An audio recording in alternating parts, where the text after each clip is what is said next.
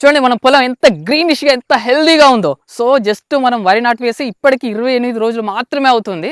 So మనం first spray చేసి just వారం రోజులు అవుతుంది.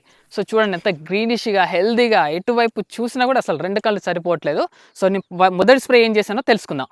ముందుగా ఇన్సెక్టిసైడ్ సంబంధించి మన కాటప్ హైడ్రోక్లోరైడ్ 50% ఎస్పీ టెక్నికల్ కలిగినటువంటి మందు ఎకరానికి 400 గ్రాముల చొప్పున పిచికారీ చేయడం జరిగిందండి. సో దాంతో మనకి ఇక్కడ కూడా ముగిపురుకు సంబంధించిన ఆనవాళ్ళు ఎక్కడ కనబడట్లేదు. అలాగే నా పొలంలో కాస్త జింకు లోపం లాగా అనిపించింది. దాన్ని దృష్టిలో ఉంచుకొని మనకు జినెట్రా 700 అని మార్కెట్లో ఉంటుంది. జింక్ ఆక్సైడ్ 39.5% ఎస్సీ రూపంలో ఉంటుంది. అది ఎకరానికి 250 ml చొప్పున తీసుకోవడం జరిగింది.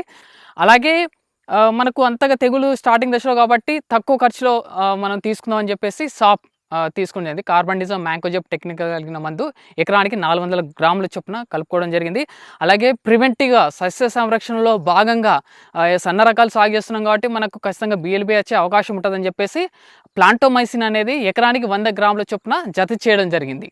అలాగే బయోస్టిమ్యులెంట్స్ అండ్ మైక్రో న్యూట్రియంట్స్ కలిగినటువంటి ప్రోడక్ట్ అది మల్టీప్లెక్స్ కంపెనీలో మనకి క్రాంతి అన్నటువంటి బ్రాండింగ్తో దొరుకుతుంది. అది దాదాపు ఎకరానికి 500 ml చొప్పున ఇవన్నీ కలుపుకొని ఎకరానికి 10 పంపుల చొప్పున మంచిగా పొలం తడిచేలా నీట్గా స్ప్రే అనేది చేయడం జరిగిందండి. సో ఇప్పటి వరకు అయితే పొలం అయితే సూపర్ ఉంది. నేను స్క్రీన్ మీద చూపించేటువంటి కాంబినేషన్లో స్ప్రే చేసుకోండి. ఖచ్చితంగా ది బెస్ట్ ఫీల్డ్ మీరు చూడడానికి అవకాశం ఉంటుంది. సో మరొక వీడియోతో మళ్ళీ కలుసుకున్నటువంటి ప్రయత్నం చేద్దాం. స్టే ట్యూన్ నవ్ యువర్ రైతు page. Thank you for watching.